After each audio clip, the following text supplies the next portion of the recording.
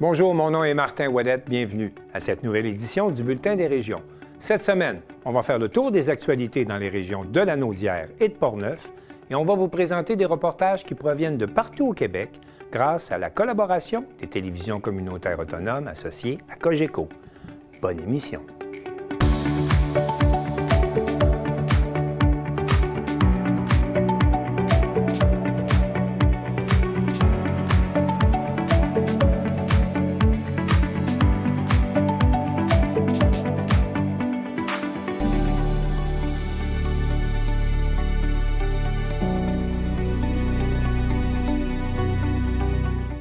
Au sommaire pour vous cette semaine, on fait le tour des actualités dans les régions de Portneuf et de Lanaudière en compagnie des journalistes Danick Julien et Ariel Gauthier. À cause abscale, la mairesse Odile Leroy réagit à une fausse rumeur propagée sur les réseaux sociaux. Après 12 ans d'absence, le train revient sur ses rails entre New Richmond et Port-Daniel. À Baie-Saint-Paul, la ville met en vente 2 mini-maisons au coût de 155 000 $. À Gaspé, les adultes autistes ont maintenant une résidence adaptée à leurs besoins. À Padoue, on inaugure non pas une ni deux, mais 3 nouvelles installations pour mieux desservir la population. À Thetford, le Salon des organismes invite les visiteurs à aller à la rencontre de la communauté.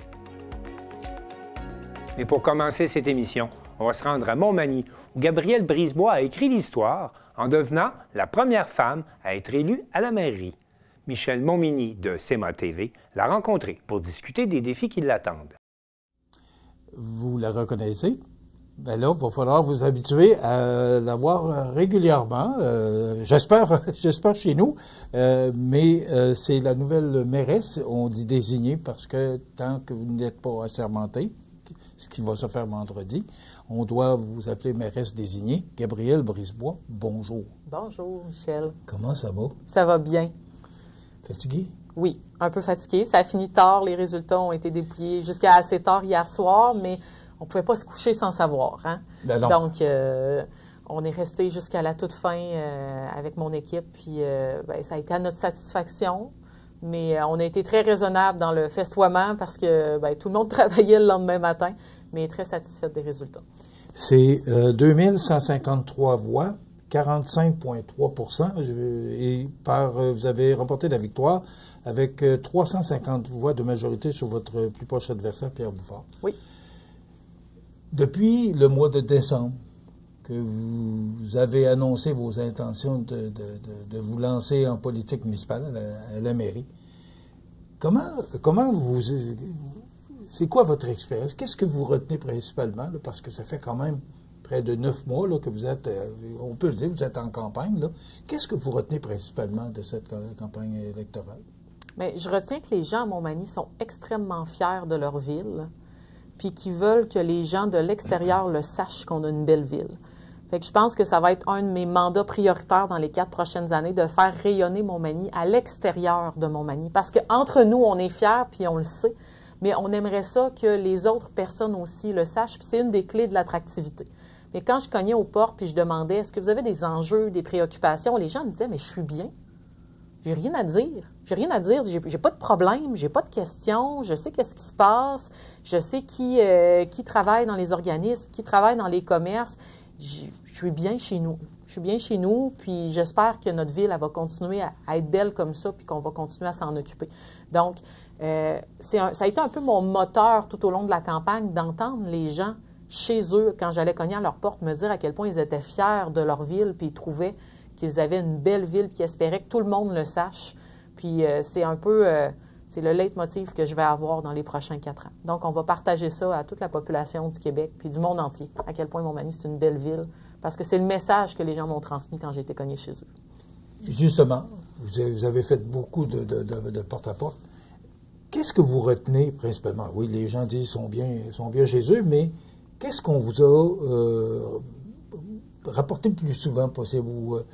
J'aimerais ça, telle ou telle chose. Qu'est-ce que vous avez retenu de toutes les portes que vous avez, ou les gens que vous avez rencontrés? C'est quoi le point qui est peut-être le plus important pour la population? Il faut des jeunes à Montmagny. Il faut des jeunes, c'est revenu, peu importe l'âge des gens à qui je parlais, Montmagny a besoin de jeunes, a besoin de familles. Oui, c'était parfois intégré dans l'importance du développement résidentiel ou dans l'importance de faire venir des nouveaux investisseurs, mais ça ramène toujours à la même chose.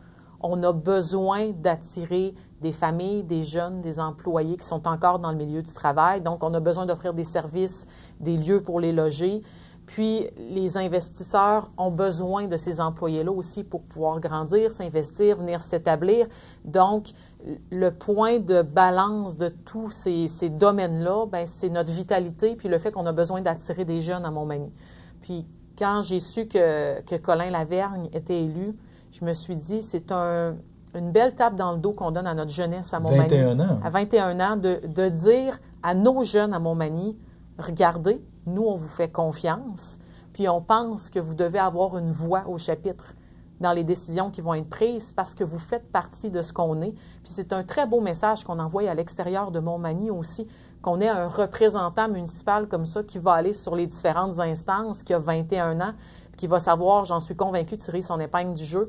Donc ça, c'est une des choses dont on m'a le plus parlé, le besoin de ramener des jeunes puis des familles à Montmagny. Puis je pense que le point de départ, c'était d'envoyer ce message clair-là aux jeunes qu'ils ont leur place chez nous, puis pas juste dans une maison ou dans un commerce, aussi au niveau du pouvoir décisionnel. Puis ça, on s'est permis de faire ça, Montmagny, hier soir, puis j'en étais très fière. Est-ce que, pour vous, c'est un plus grand défi d'être une femme, d'être jeune? Est-ce que pour vous, c'est encore plus lourd sur les épaules ou... C'est plus stimulant, on va le dire comme ça. C'est plus stimulant parce que on a été moins présents, les jeunes et les femmes, sauf qu'on fait un très bon travail. Puis, à chaque fois que je me présente publiquement, je me dis, j'inspire des jeunes filles, j'inspire des jeunes femmes à ces postes-là parce qu'elles ont le droit, autant que tous les autres, d'y aspirer. Elles ont les compétences autant que tous les autres pour y aspirer. Donc, pour moi, c'est vraiment stimulant de penser que j'offre cette opportunité-là de montrer une voix féminine jeune dans un poste décisionnel qui est capable de représenter tout le monde. Parce que les femmes, on est capable de faire ça. Gabrielle, je vais vous laisser aller vous reposer. Bravo pour Merci. cette belle victoire. Félicitations. On va vous souhaiter bonne chance. C'est une nouvelle fonction de mairesse. Là, vous êtes désignée pour l'instant, parce que c'est important qu'il faut le mentionner. Vendredi soir. Mais à partir de vendredi soir, vous serez officiellement dans vos fonctions. Félicitations et bon succès. Merci, Michel.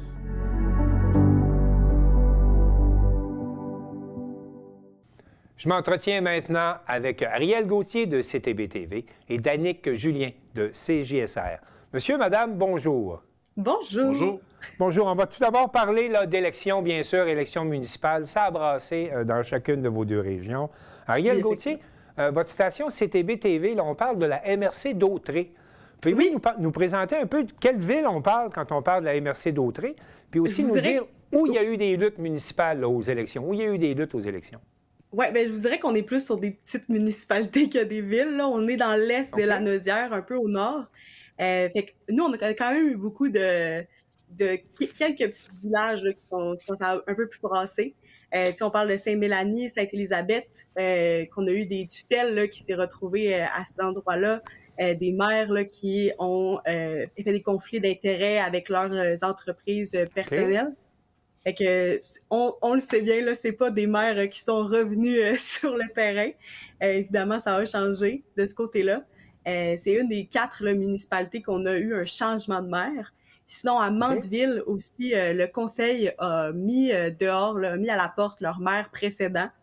Et ça avait fait beaucoup jaser aussi parce que il y a un des membres des Hells Angels qui a présenté sa candidature. C'est chez vous, ça? OK. Oui, OK. C'est chez nous.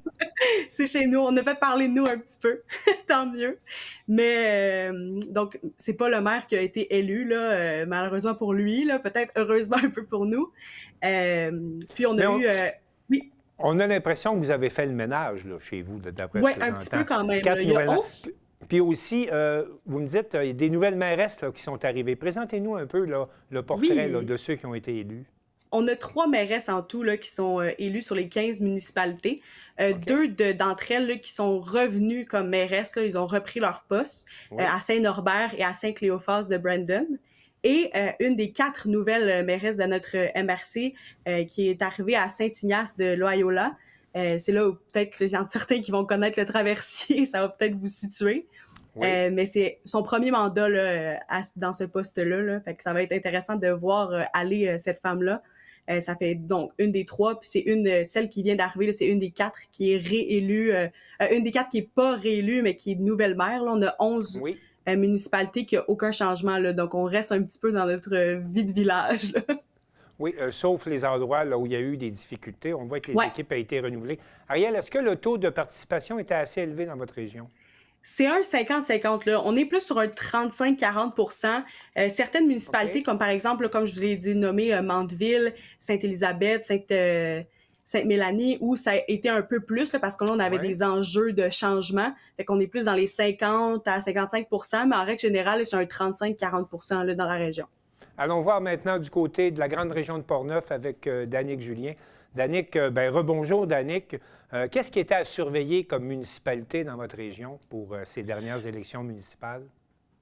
La plupart des municipalités de la région de Portneuf étaient à surveiller. Martin, j'ai envie de dire des villes comme Pont-Rouge, comme Cap-Santé, comme Neuville, c'était toutes des villes à surveiller dans notre région. D'accord. Bon, vous le savez, hein, la région de Portneuf, c'est pas trop loin de Québec.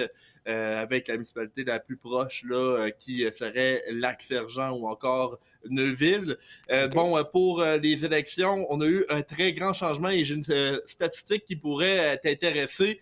Martin, savais-tu que dans les maires que nous avons eus, eh bien, c'est 70% de nouveaux maires que nous allons avoir dans la MRC de Portneuf. C'est presque un coup de balai. 30%. Donc, c'est un coup de balai qui a été donné là, à beaucoup d'administrations. Ça change beaucoup à Exactement. 70%. En fait, sur 18 municipalités, là, nous avons seulement 5 municipalités qui gardent leur maire. Donc, Saint-Raymond, Donnacona, Saint-Casimir, Portneuf, ça fait 4. Peut-être que j'en oublie une. Nous avons également... Oui, 13 autres municipalités où il y a des changements. Exactement. Il faut savoir, par contre, que pour la municipalité de Lac-Sergent, et ça, c'était étrange, les 2 personnes qui étaient candidats pour être maire se sont désistés. Donc, en ce moment, à Lac-Sergent, une municipalité là, qui est quand même dans les plus petites de la région de Portneuf, il n'y a pas de maire. Donc, c'est le maire sortant qui garde son poste jusqu'à temps qu'il y ait des élections partielles qui vont avoir lieu là, dans les 3 à 4 mois. Espérons qu'il trouve un candidat. Dites-moi, quand il y a beaucoup de luttes comme chez vous d'ordinaire, le taux de participation aussi, ça se reflète là, sur le taux de participation? Bien là, j'ai fait le calcul. Le taux de participation global moyen est de 52,62% lorsque je les ai tous mis ensemble. Ensuite, il faut dire qu'à Sainte-Turibe, il y avait eu un petit problème avec Élections Québec au départ.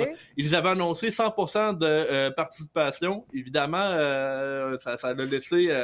quelques incrédules, et lorsqu'on a vérifié, finalement, c'était 84,92% à Sainte-Turibe, ce qui est quand même très élevé pour une municipalité d'environ 300 là, habitants. Eh bien, c'est à peu près tout le village qui s'est rendu aux urnes. J'aimerais aussi porter l'attention, on a vu les plans de drone tout à l'heure sur Saint-Raymond. Le conseil avait quand même, dans les dernières années, le problème d'avoir seulement des hommes sur le conseil municipal. Maintenant, c'est donc un conseil mixte, 3 femmes, 3 hommes. C'était donc dans la volonté du maire sortant, Claude Duplain, de renouveler son conseil. Donc, on retrouve plus de femmes à Saint-Raymond. On retrouve également plus de femmes du côté de la MRC d'Autrey. Plus tôt, dans le bulletin des régions, on a vu 2 reportages également où on rencontrait des mairesses. Là. Donc, on peut voir, souhaitons-le en tout cas, que les femmes prennent de plus en plus de place en politique municipale.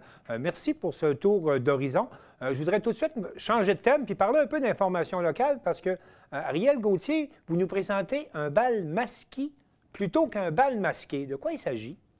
Exactement, c'est ce qui va vraiment faire vibrer là, notre région là, durant la période automnale. C'est un festival de jazz qui est organisé par justement le bal masqué de Saint-Gabriel. Dans le fond, on va venir aller chercher des artistes locaux là, qui vont être dans le jazz autant classique que du jazz un peu plus moderne, qui est un peu plus nuancé. C'est une salle de spectacle qui est toute petite, donc on veut venir montrer aux autres régions que malgré le fait que ce soit une petite salle, on peut quand même faire un festival là, qui va apporter un peu de, oui, du tourisme un petit peu, apporter un petit quelque chose à la localité là, de Saint-Gabriel. Ariel, on va aller oui. Ça va se dérouler vers quelle date là, et comment on peut aller voir ce festival de jazz? Ça va être tout le long du mois de novembre. Fait qu'à tous les week-ends, là, il va y avoir un différent spectacle, là, que ce soit le samedi, le dimanche. On peut aller directement là, Balmasquie, aller vérifier ça. Là, si jamais vous avez juste une journée où vous êtes disponible, là, vous pouvez juste y aller tout simplement. Et sur place, là, vous allez voir qu'est-ce qu'il y a comme programmation. Là. Alors, Ariel, de votre côté, on sait clair que c'est une salle de spectacle, mais du côté de Saint-Léonard de Portneuf, d'Annick Julien, on ne sait pas encore qu'est-ce qui va arriver avec l'église. Pouvez-vous nous donner des détails là-dessus? L'église de Saint-Léonard de Portneuf, c'est l'église dont il est question en ce moment. C'est une église qui est citée patrimoniale, et puis, on va le dire, pour Saint-Léonard, ça a été quand même un enjeu électoral, cette église-là. La paroisse qui la gère, donc la paroisse de la Fabrique Saint-Raymond du Nord, ont proposé à la municipalité la fameuse vente symbolique à 1 $. Puis, il y a quand même deux clans qui se sont formés à Saint-Léonard, ceux qui veulent faire de cette église-là un centre communautaire et les autres qui ont bien peur pour leur compte de taxes. Alors, mais ça s'est traduit, ça, en campagne électorale. Donc, il y avait un groupe pour et un groupe contre. Qu'est-ce que le résultat électoral a donné? Exactement. Eh bien, si on regarde là au niveau de la mairie, c'est le maire qui se disait un peu plus pour qui a été élu, donc Monsieur Cédric Champagne. Pour les conseillers, ensuite, c'est un peu plus mixte au niveau des choix. Certains conseillers, quand même, ont exprimé dernièrement leur réticence au niveau des finances de l'Église. La grande question qui se pose, Martin, dans ce dossier-là, c'est est-ce que l'Église est encore bonne et durable pour longtemps ou est-ce qu'on va devoir faire des rénovations qui seront très coûteuses? Faut expliquer, il y a en ce moment un comité qui est en place qui cherche des subventions, mais ce comité-là aimerait bien être bipartenaire avec la ville de Saint-Léonard pour acheter l'église et de ce fait avoir le plus de subventions possible. Mais c'est donc ce qui inquiète, c'est le coût des travaux. Et en ce moment, dans le mois d'octobre, il y avait une firme qui s'occupait de l'inspection. L'inspection devrait avoir eu lieu, ou si ce n'est pas déjà fait, ça sera très bientôt, parce qu'on nous dit que lors du prochain conseil, il va y avoir des développements dans le dossier. Le conseil qui sera le lundi 17 novembre. Donc, le 17 novembre, il y aura des suites au dossier, mais dites-moi, là, ce dossier-là, ça fait quand même quelques années qu'il est discuté par chez vous. Est-ce que le diocèse a confirmé qu'il était prêt à céder l'Église à la municipalité? Oui, ben, au départ, la réponse était au coût de $, on le fait pas. Sauf qu'on va le faire si il y a un projet qui est en place qui semble durable. Donc, en 2024, il y a le comité de requalification de l'Église qui s'est formé. On travaillé très fort pour justement rajouter une cuisine communautaire comme vous l'avez vu tout à l'heure. Bon, cette cuisine-là, c'est grâce à Petit Québec. Ils sont allés chercher des subventions.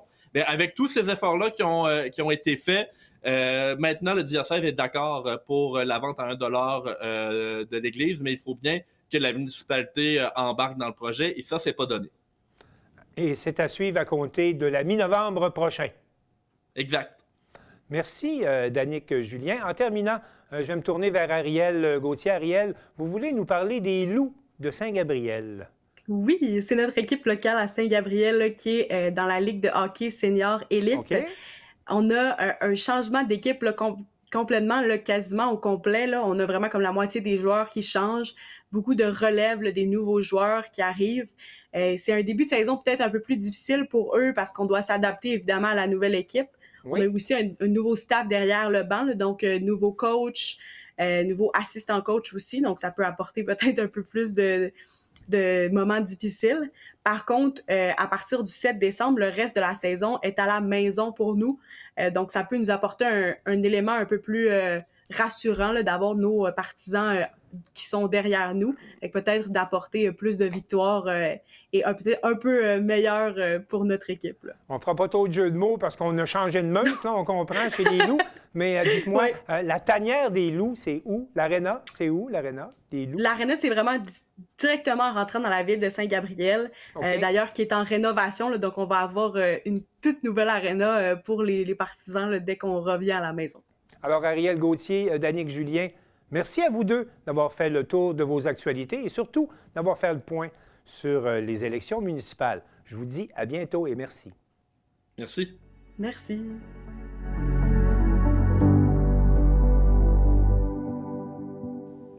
Carl Blanchette de la télévision de la Matapédia fait le point sur les finances de la ville de Cozaabscale en compagnie de sa mairesse Odile Leroy à la suite de la propagation d'une fausse rumeur sur les réseaux sociaux qui soutenait que le taux d'endettement de la municipalité atteignait 280 %.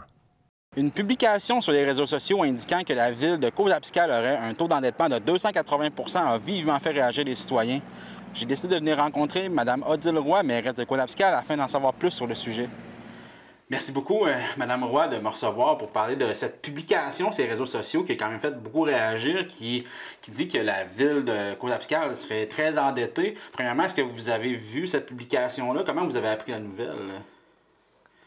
Comment j'ai appris la nouvelle? J'ai appris la nouvelle au marché Richelieu, à notre épicerie de Cozaabscale, par une citoyenne. « Hey, Odile, t'as-tu vu, là? Regarde, ça vient de passer dans la presse, etc. » Puis sur les réseaux sociaux. Oui, sur la page des anciens de Cozaabscale. Les anciens de Cozaabscale. Ça fait que là, je me suis dépêchée à sortir de l'épicerie pour m'asseoir dans mon auto puis regarder ça. Ouf, j'étais estomaquée. J'ai dit, mon Dieu, comment il a fait pour dire ça, lui? C'est quoi son affaire? C'est quoi les infos? Ça fait qu'aujourd'hui, Carl, on est ici ensemble pour jaser ça, puis donner de l'information à mes citoyens, à toute ma municipalité, puis aussi à la MRC, là.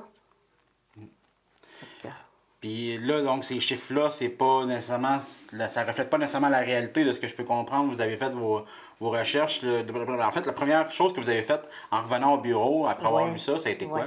Ça a été quoi? C'est que j'ai contacté tout de suite notre firme comptable, qui est Mallette. Puis, Christian était en vacances. Fait qu'à son retour de vacances, on s'est parlé lundi de cette semaine. Puis, il m'a tout expliqué. Okay. Il m'a expliqué que notre dette à gérer de la ville de Cozaabscale est de 10,4 millions net. Okay. Ce qui veut dire 182 %. Fait qu'on est loin du 280 % annoncé. Oui, on est loin du 280 % annoncé. Puis je pense que c'est très important de dire l'information, la bonne information.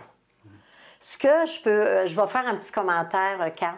Ce que je déplore un petit peu sur les réseaux sociaux, c'est des fois c'est du n'importe quoi. Mais ceux qui ont des questions à poser, ils devraient aller aux sources, sur certaines. Mais ce qu'ils ne font pas, là. Je peux te donner un petit détail un petit peu de ce qui correspond à notre dette du 10,4 millions. Oui. C'est parce que, c'est sûr on paye, on a une quote-part qu'on paie à la MRC pour les parcs éoliens et la Régie du Bas-Saint-Laurent. Mais sur ça, nous avons des redevances. Ensuite, je peux te dire aussi, ce qui dépend de cette dette-là, nous avons eu des gros projets, si je recule de 3-4 ans. Même, je te dirais, on a un projet en 2012 qui est encore, on paye encore pour ce projet-là qui a été fait. Puis nos infrastructures, si on ne fait rien, on n'a rien. Puis les citoyens, bien, quand les routes sont pas belles, bien, on le sait, hein? Puis quand c'est pas beau, on le sait aussi. Ça fait que on a réalisé les trois gros projets depuis quelques années. Si je prends la rue Saint-Jean-Baptiste, oui. 11 millions. Ça, j'imagine qu'il y a une partie qui est payée par les différents paliers de gouvernement quand même. Oui, mais si on l'aurait fait là, de quelques années, là, ou bien commencé, là, 5 ans, 6 ans, 10 ans, dans ce temps-là, je pense, si je me rappelle bien, elle nous aurait coûté 3 millions. Oui, les coûts ont vraiment augmenté beaucoup. Les coûts ont vraiment augmenté. Mais nous, elle nous coûte 11 millions. Ensuite, j'ai le rang 2, la phase 1, qui nous coûte 3 789 000. Et la phase 1, qui nous coûte 5 325 000. Ça fait qu'on a mis beaucoup de sous dans les infrastructures, puis tous les coûts ont augmenté. Hein? Tu sais, je veux dire, là, comme je te disais, là, 10 ans, ça aurait coûté moins cher que là. Ouais. Puis ensuite, la dette de l'Arena, qui a été contractée en 2012, qui était un montant de 2,9 millions. Puis là, en 2025, il nous reste à payer 1 168 000. OK. Fait que, dans le fond, c'est beaucoup des gros projets, là, ces endettements-là, puis donc ils sont quand même très justifiés. Oui, puis j'ai élaboré les plus gros, parce qu'on a la caserne de pompiers. Tu sais qu'on paye, mais je ne peux pas te donner le montant, là, qu'on paye encore. Puis ensuite de ça, la rue Blanchard.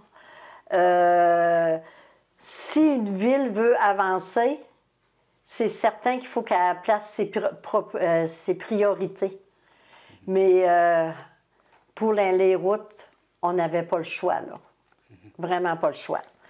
Puis je voudrais, en terminant, Carl, si tu permets, je voudrais dire à mes citoyens, ma municipalité, les autres municipalités, s'ils veulent vérifier notre budget, puis les états financiers sont sur nos procès-verbaux, notre procès-verbaux, puis il n'y a rien de caché, là.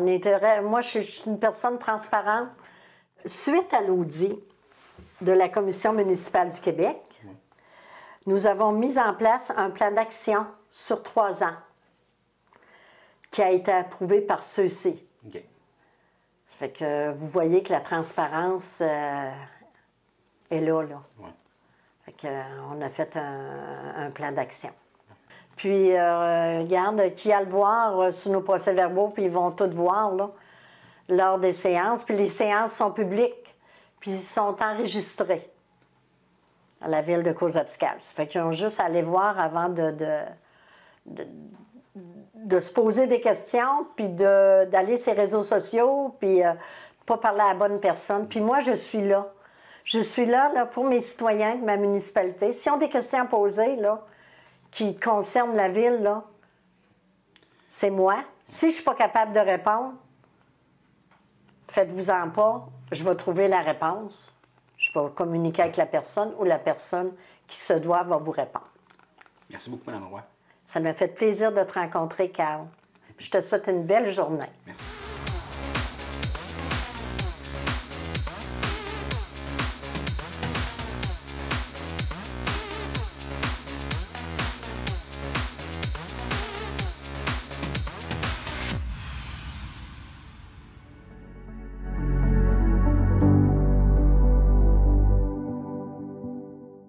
Après plus de 12 ans d'absence, le train revient entre New Richmond et Port-Daniel et Simon Thériault de Télévague nous informe que ce sera d'abord un train de marchandises, mais que les pressions s'accentuent pour remettre sur rail un train de passagers.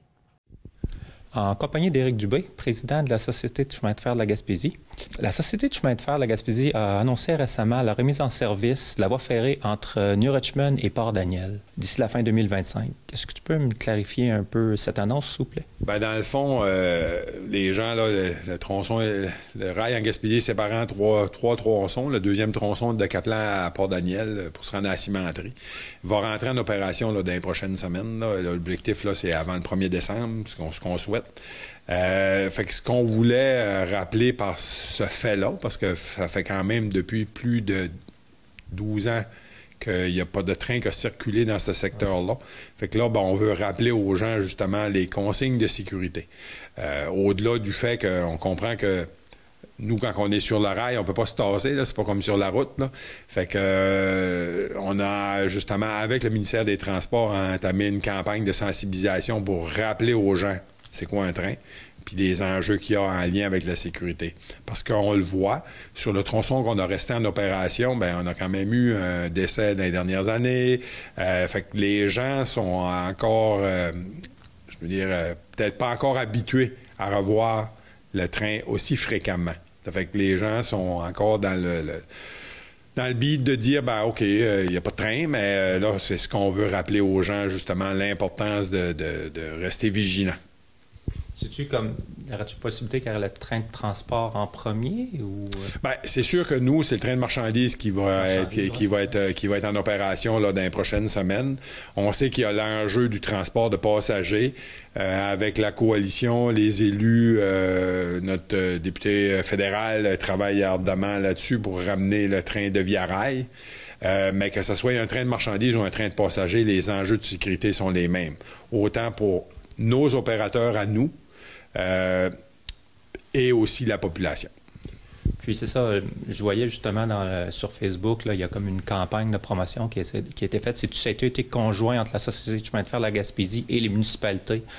Comme on a eu la ville de Passaibiac, Bonaventure, ils ont fait des annonces justement pour l'appel à la vigilance. Bien, dans le fond, nous, on l'a relayé au monde municipal parce qu'on comprend que les municipalités, par l'entremise de la MRC, là, des MRC sur le territoire, bien, nous, on a voulu passer le message aux municipalités parce que, dans le fond, ils sont très proches et ils ont tous chacun bien souvent, les citoyens sont plus abonnés à la page de la municipalité que de la Société de chemin de fer. Ouais. Fait que nous, on voulait s'assurer de rejoindre le plus grand nombre de personnes. Fait qu'on a envoyé ça dans toutes les municipalités parce que vu que dans toutes mes tâches, je suis aussi le préfet de la MRC de Bonaventure. Ça fait que j'ai parlé à mes collègues en disant, ben, regardez, si vous voyez, on a cet enjeu-là au niveau de la Société de chemin de fer, relayez-les, informez vos citoyens, il y en va de leur sécurité. C'est une très bonne idée parce que d'après moi, les citoyens là, ils ont quand même bien vu. Puis tu parlais tantôt d'Alexis Deschênes, le député du Bloc québécois. Justement, le 10 octobre dernier, je pense qu'il tenait un point de presse sur la colline parlementaire. Alexis Deschênes, leader adjoint du Bloc québécois. Quand j'étais petit garçon, dans mon village gaspésien de Saint-Jules, chaque matin, j'entendais le train de passagers qui passait tout près de chez moi. Et c'était une façon comme Gaspésien, de se rapprocher de la ville, d'avoir accès à un service de qualité. Aujourd'hui, je suis assez ému, comme député de Gaspésie, les Îles-de-la-Madeleine, de pouvoir prendre la parole au nom du Bloc québécois pour réclamer de meilleurs services de transport collectif en région. Pour vous parler brièvement de la situation en Gaspésie, donc en 2013, Via Rail cesse de desservir la Gaspésie. L'état du rail, à ce moment-là, s'était dégradé. Mais le gouvernement du Québec reprend le rail et investit finalement 355 millions de dollars pour doter les Gaspésiens d'un rail qui soit totalement rénové. Dans les prochaines semaines, dans les prochains jours, le rail sera fonctionnel jusqu'à Port-Daniel-Gascon, donc de Matapédia jusqu'à Port-Daniel-Gascon. Et ça, c'est un investissement de 355 millions de dollars qui a été fait par les contribuables québécois. Ce que nous voulons en Gaspésie, c'est que Via Rail reprenne le service de train passager jusqu'à Port-Daniel-Gascon, et ce, dans les meilleurs délais. Et pour attirer l'attention de tout le monde sur cet enjeu criant qui est éminemment important, nous allons prendre le train de Via Rail à partir de 2 heures cet après-midi jusqu'à Matapédia. Et à la gare de Matapédia, qui est la dernière gare où le train arrête en territoire québécois et gaspésien, il y aura rassemblement demain matin qui réunit plusieurs élus régionaux. C'était pour le retour du train passager. Puis, il s'en est suivi à Matapédia une mobilisation citoyenne. Tu devais être présent. Oui, est-ce que tu peux m'en parler plus? Oui, bien, j'étais là. C'est sûr que c'était organisé justement, le député fédéral avec 2 autres de ses collègues du Bloc ont pris le train justement d'Ottawa jusqu'à Matapédia, là, justement pour rappeler l'importance du transport de passagers, l'importance de Via Rail. Puis je pense que ça, c'est une très belle mobilisation. Il y a un groupe de citoyens aussi, là, la Coalition pour le retour du train, qui sont aussi beaucoup mobilisés. Ça fait que je pense que de rappeler l'importance au palier de gouvernement, puis je le dis souvent, il faut s'assurer de tirer sur le bon joueur, parce que c'est pas de compétence ni municipale ni de la Société de chemin de fer. Nous, on est comme les gens, on le revendique, on veut que ça revienne, sauf que les décisions doivent se prendre à Ottawa. Puis ça, je pense que le fait qu'il y a une mobilisation citoyenne, qu'on démontre l'importance de cette puis du besoin de transport de passagers, je pense que ça peut juste servir la cause. Ah, mais c'est bien, on va continuer d'y croire, puis dorénavant, quand on va arriver proche d'une voie ferrée, on va faire attention, on va être vigilant. C'est le message qu'on veut passer.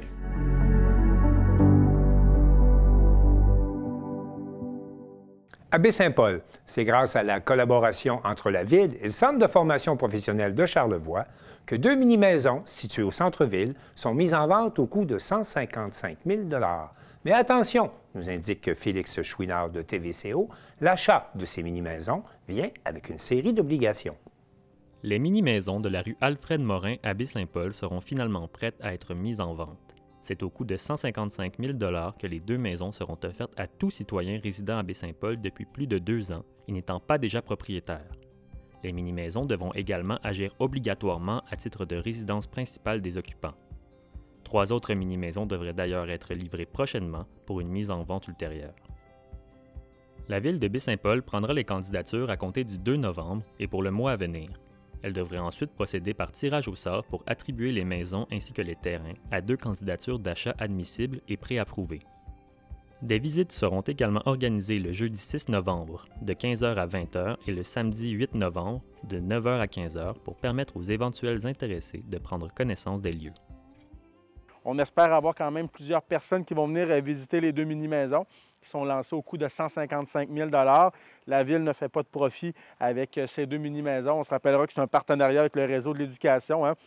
Des jeunes qui sont en charpenterie-menuiserie qui ont pu acquérir des connaissances de par leur programme de formation et également développer des compétences, donc d'être en mesure de travailler 2 mini-maisons comme celle-là. Il y en a 3 autres qui vont arriver également dans les prochaines semaines, qui devraient arriver en novembre 2025 ou début décembre prochain, donc c'est quand même très intéressant. Est-ce qu'il y en aura d'autres dans le futur? Qui sait-on jamais, peut-être. Donc, c'est des choses qu'on est en train de regarder, mais pour l'instant, 5 mini-maisons qui seront disponibles prochainement.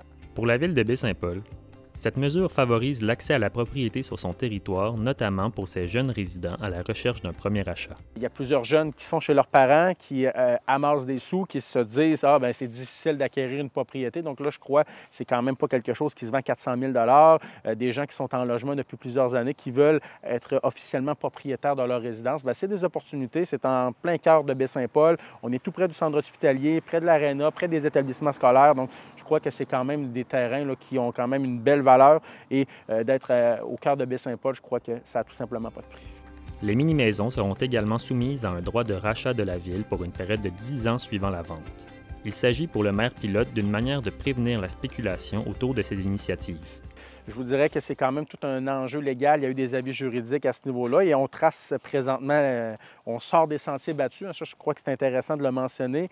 On y va vraiment dans l'innovation. Donc, on est allé avec un 10 ans. Est-ce que ça aurait pu être plus? Oui, mais comme je vous dis, on est allé en fonction de certains avis juridiques. Ça aurait pu être moins. On voulait avoir également un consensus auprès des élus. Ça fut des discussions qui se sont échelonnées sur plusieurs semaines. On est bien heureux là, d'être arrivé à ce consensus qui nous permet aujourd'hui de lancer officiellement la vente des 2 mini-maisons. D'autres projets semblables sont actuellement évalués par la Ville afin de mettre à profit les terrains qu'elle détient. Comme je le mentionnais, 2 mini-maisons qui sont disponibles dès maintenant. Il y en aura 3 autres qui vont arriver au courant des prochaines semaines. Et on est à regarder d'autres possibilités là, pour le futur.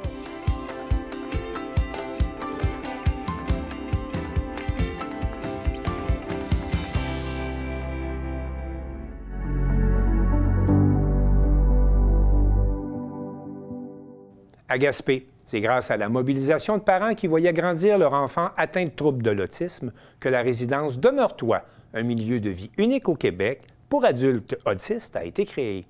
Un reportage d'Igor Nérisson de Télé-Gaspé. À Gaspé, un tout nouvel immeuble s'apprête à accueillir ses premiers résidents adultes vivant avec un spectre de l'autisme. Ce projet unique au Québec, baptisé Demeure-toi, se veut avant tout un milieu de vie, né de la volonté de parents et de proches déterminés à offrir un avenir stable et humain à leurs enfants. Demeure-toi a été créé par des parents qui avaient un besoin en lien avec qui voyaient leurs enfants grandir, devenir des adultes, et on voit qu'il y a de moins en moins de services quand les personnes TSA grandissent. Alors, c'est vraiment des parents qui se sont concertés, qui ont décidé de créer un CA en 2019, de vraiment mettre tout ça en place pour pouvoir soutenir les adultes avec un trouble du spectre de l'autisme, mais oui, les leurs, mais aussi tous eux de la région. Aussi parce qu'on en a de plus en plus et c'est quand même un besoin qu'on manque de ressources aussi pour ces adultes-là. Mais la mission de l'organisme va bien au-delà du simple logement. Bien, je dirais que la mission, c'est vraiment d'offrir un milieu de vie sécuritaire, adapté avec des intervenants, des interventions qui vont permettre de cheminer ces adultes-là, de cheminer vers leur plein potentiel. Alors, on dirait grosso modo, ça serait vraiment ça la mission principale. L'immeuble comprend 12 logements, dont un réservé à une personne accompagnatrice. Chaque résident pourra y vivre de manière autonome. Dans ce cadre, les locataires pourront compter sur les services de personnel spécialisé qui les aideront dans leur cheminement. Bien, en fait, on a une éducatrice spécialisée là, qui est ici du lundi au vendredi, qui va vraiment là, s'occuper là, des plans d'intervention, de tout en fait ce qu'on veut, ce que la personne veut mettre en place, hein, parce que c'est le locataire qui va décider de son plan d'intervention, bien sûr, qu'est-ce que lui a envie d'améliorer, qu'est-ce qu'il a envie d'aller chercher. Un modèle de cohabitation unique qui marie autonomie et soutien personnalisé et dont la durée n'est pas déterminée. On va vraiment y aller selon le rythme de la personne, selon qu'est-ce que la personne a à travailler aussi. Donc, peut-être qu'une personne, au bout d'un an, va dire, ben OK, tu sais, moi, j'ai travaillé ce que j'avais à travailler. Je m'en vais vivre ailleurs avec mon sac à dos qui est rempli d'outils. Parce que c'est notre objectif aussi chez Demeure-toi, c'est que chaque personne qui va passer ici, peu importe le nombre d'années qui va demeurer ici, puisse repartir avec un sac à dos bien rempli d'outils et surtout avec une confiance en lui qui va le faire, qui va faire en sorte qu'il va pouvoir s'épanouir et justement là, s'accomplir. Là. Les futurs résidents sont choisis selon plusieurs critères. Être adulte, vivre avec un trouble du spectre de l'autisme et surtout vouloir bâtir un projet de vie à long terme. Les critères, on les a dit un peu tantôt, donc il faut avoir 18 ans, avoir le diagnostic, bien sûr, d'autisme et il faut que la personne soit prête à s'engager aussi dans une démarche de mise en action, dans une démarche de « OK, tu sais, je veux… » En fait, on mise beaucoup sur l'autodétermination et on veut que la personne dise « OK, moi, je veux reprendre du contrôle sur ma vie ou je veux en avoir davantage. » Donc, c'est ça, que la personne soit en fait ouverte à recevoir des services, bien sûr. Donc, ça fait en sorte qu'un locataire qui va venir vivre chez Demeure-toi va avoir automatiquement un suivi individualisé avec l'éducatrice spécialisée et les autres intervenants là, qui vont faire partie aussi de l'organisme. Donc, va avoir son propre plan d'intervention pour justement se fixer des objectifs qui vont être réalistes et qui vont être en mesure d'atteindre là, au fil du temps. Après plusieurs années de travail, le rêve est devenu réalité. Mais le chemin pour s'y rendre a été long et souvent fastidieux. Il y a eu beaucoup d'enjeux au niveau logistique, au niveau financier. C'est toujours à chercher du financement. Alors, chercher du financement pour la bâtisse, c'est quand même des gros coûts d'avoir des autorisations de la ville, des autorisations gouvernementales. Tous les enjeux financiers, oui, de la bâtisse, mais après ça, de l'offre de services. Combien de résidents peuvent venir rester ici? Quels vont être le type d'intervention qu'on veut? Toutes les démarches là-dessus. Pour faire découvrir ce nouveau milieu de vie, Demeure-toi organise une journée porte ouverte le samedi 1er novembre de 11h à 16h. Demeure-toi, c'est un modèle d'inclusion et d'espoir unique au Québec, au cœur de la Gaspésie. Ici Igor Nérisson, journaliste IJL pour Télé-Gaspé.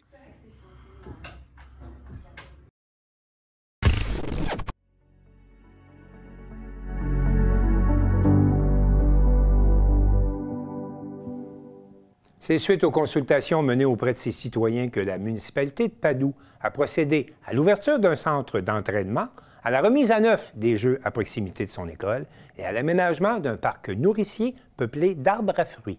Marc Després, de la télévision de la Métisse. Monsieur Gaudreau, donc vous êtes maire de Padoue et bon, vous nous avez invités à Padoue puis vous vous êtes dit, t'as qu'à aller faire venir à Padoue, on fait pas une inauguration, pas deux, mais bel et bien 3 inaugurations. La première, c'est le gym où on se trouve. Oui, exactement. On avait demandé à la population voir qu'est-ce qu'ils aimeraient avoir de nouveau dans leur village. Le gym a sorti à plusieurs fois. Donc, on a trouvé que c'était une excellente idée. Donc, pour certaines personnes, des fois, se déplacer, aller à Montjoly, au travers du monde qu'ils connaissent moins. Ici, c'est beaucoup plus familial. Padoue, c'est un petit village, tout le monde se connaît, tout le monde se jase, tout le monde est ami. Donc, de se retrouver ici en même temps, en plus de faire leur exercice, ils font leur social. Donc, on a trouvé ça une excellente idée. Puis, même moi, je vais pouvoir en profiter de ce gym. Donc, très heureux. Et naturellement, bon, si ce gym-là existe maintenant, bon, c'est grâce à certains contributeurs. Oui, exactement. Donc, j'aimerais beaucoup remercier David Gilles Lévesque, qui fut un contributeur d'ici, et puis le programme Nouveau Horizon aussi, qui ont contribué grandement au développement du gym, l'installation aussi, pour que tout puisse être mis en marche. Donc, grâce à eux, les citoyens de Padoue vont pouvoir se remettre en forme et puis faire de la jasette ici, tout en famille. Et à l'extérieur, juste à côté, il y a maintenant un nouveau parc. Oui, exactement. On a ouvert le nouveau parc aujourd'hui. Il est prêt depuis quelque temps. On avait les anciennes balancines et les vieux jeux du temps que l'école était ouverte, mais qui n'étaient plus conformes, qui n'étaient plus aux normes. Donc, on les a démolis, on les a ôtés, puis on en a fait mettre des nouveaux jeux à jour, avec un plancher mou aussi, pour pas qu'il y ait de blessures ou quoi que ce soit. Puis déjà, moi, je reste pas tellement loin, puis j'entends à tous les jours les enfants qui viennent jouer là-dedans. C'est formidable. Ça fait vraiment revivre, là, parce qu'il y avait presque plus de monde qui venait ici jouer, parce que les jeux étaient désuets, là, avec la première phase, parce qu'il va y avoir d'autres phases qui vont venir au jeu, là, au cours des années qui suivent. Donc, ça, c'est notre première phase. Puis, on promet une belle cour d'école pour nos jeunes de tout âge. Et cette cour d'école-là, maintenant, existe, encore une fois, grâce à de généreux partenaires. Oui, exactement. Je voudrais remercier Desjardins. La MRC de la Métisse aussi, ils ont contribué fortement. Les loisirs et sports BSL aussi. Gino Paradis, qui est un entrepreneur directement de Padoue, qui a contribué aussi pour le petit parc de son village. Aussi, on a eu des bénévoles aussi qui ont venu nous aider pour démonter, démanteler aussi les anciennes structures. Vu que la cour d'école était ouverte avant, on pouvait faire le tour en auto, tout le tour de la cour d'école, que moi, je ne trouvais pas très sécuritaire. Donc, avec les anciens poteaux de la balancine, certains citoyens, ce que moi j'avais demandé, mais les citoyens, ils ont pris ça en charge. Ils ont coupé les poteaux, ils ont planté les poteaux où ce que je voulais que ça soit installé, peinturé, puis avec un tour réfléchissant, avec une bande réfléchissante, pour empêcher tout automobile de faire le tour. Donc là, les enfants sont en sécurité, l'autre bord des jeux. Fait que ça, c'est inestimable. Exactement. C'est une belle sécurité, c'est une belle place pour jouer. Des petits bancs berçants pour les parents qui puissent s'asseoir et se bercer pendant que les jeunes jouent dans le jeu. Fait que... Et aussi, donc, ce fameux parc, ces jeux d'enfants, donc, est-ce que ça va être accessible à l'année? Je vous dirais 3 saisons, sûr. Pendant l'hiver, tout dépendant des journées, s'il n'y a pas d'accumulation de neige, oui. Ils vont pouvoir y aller. Même les glissades vont glisser encore plus vite s'il y a un petit peu de neige dessus. L'enfant va faire de la vitesse. Donc, mais sinon, les balançoires, les glissades et tout ça, ils vont pouvoir en profiter en tout temps. Et troisième sujet, troisième inauguration, donc un parc nourricier, c'est ça? Oui, exactement.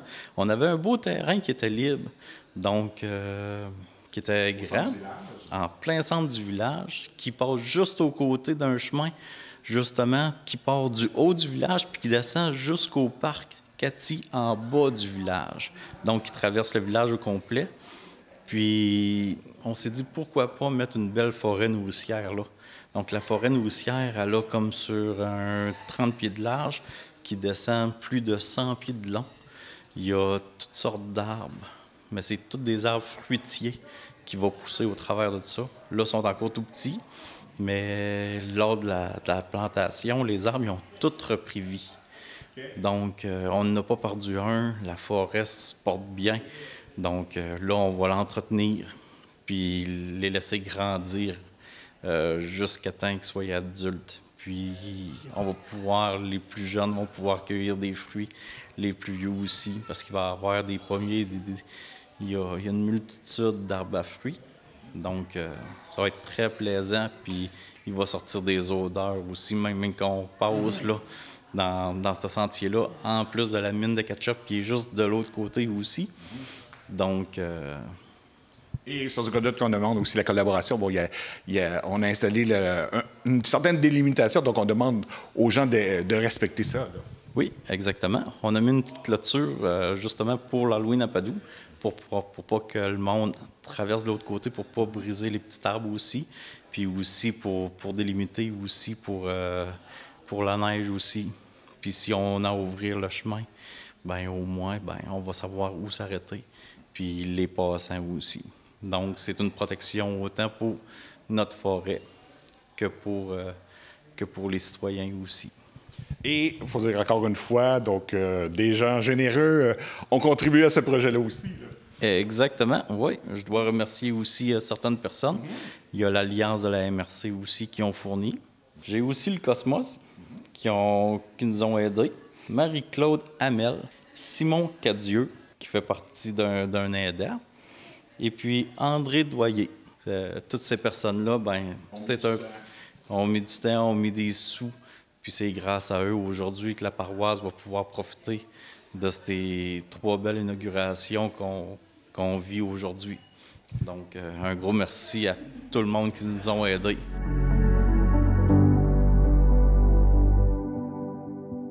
C'est au cégep de Thetford que la Corporation de développement communautaire de Thetford Mines a tenu son salon des organismes sous le thème « À la rencontre de la communauté ». Pas moins d'une 50aine d'organisations étaient sur place pour présenter leurs services, nous rapporte Guy Jacques de la télévision de la région des Appalaches.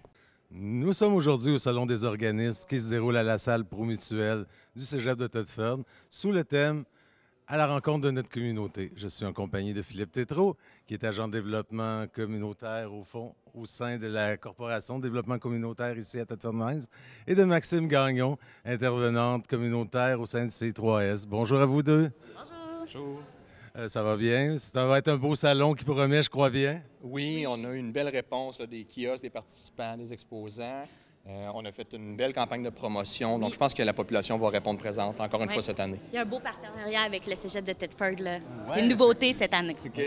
Parce qu'avant, ça se tenait pas ici du tout. C'était à la Cache du Domaine, puis c'était une nouveauté cette année, un beau partenariat avec le cégep. Quelle est l'importance du Salon des organismes, selon vous? C'est sûr que le Salon des organismes, il y a comme 3 objectifs principaux. Il permet aux organismes communautaires de nécessairement donner de la visibilité, de présenter leurs services à la communauté. Ça leur permet également de réseauter entre eux autres. Donc, les organismes peuvent se déplacer de table à table, d'aller discuter, d'aller apprendre un peu les services des autres. C'est un bon moment pour ça. Puis, il y a aussi beaucoup d'organismes qui vont chercher des bénévoles pour les aider à accomplir leur mission. Donc, c'est les 3 principaux objectifs du Salon des organismes pour les organismes.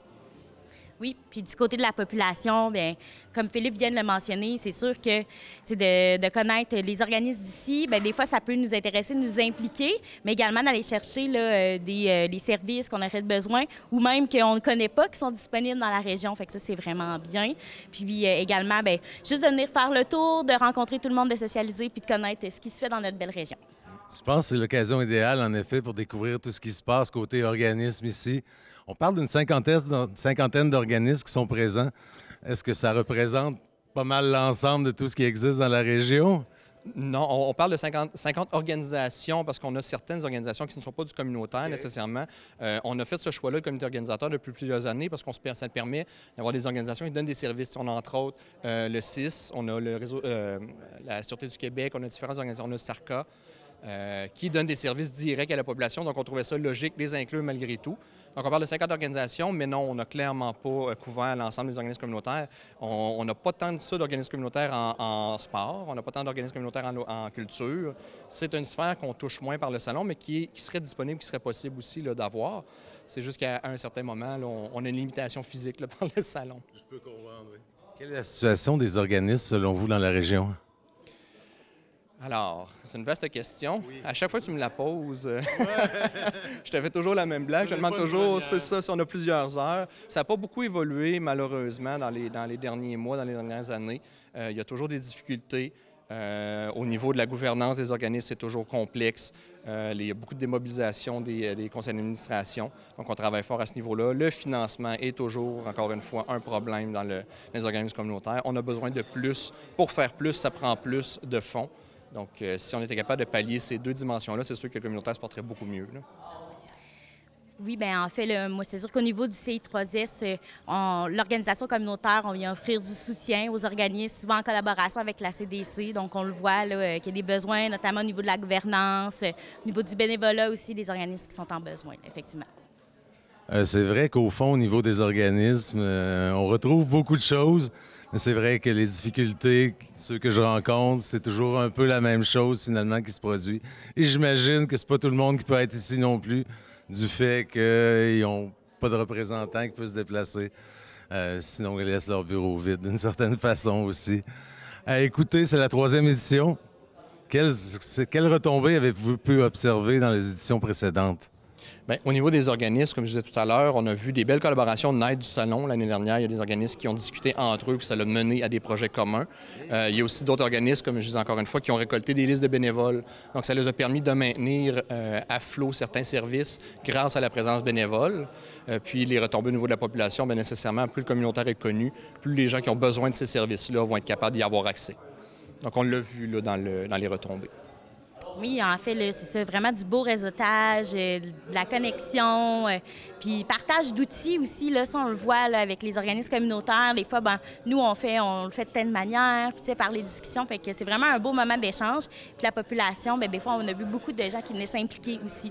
Fait que peut-être une augmentation du nombre de bénévoles. Là. Ça n'a pas été chiffré, mais je pense que ce type de salon-là vient vraiment faire une différence à ce niveau-là. Oui, puis je pense que ça aide beaucoup la population à prendre connaissance de tout ce qui est disponible pour eux. Bon, mais je vous remercie beaucoup et je vous souhaite un très bon salon.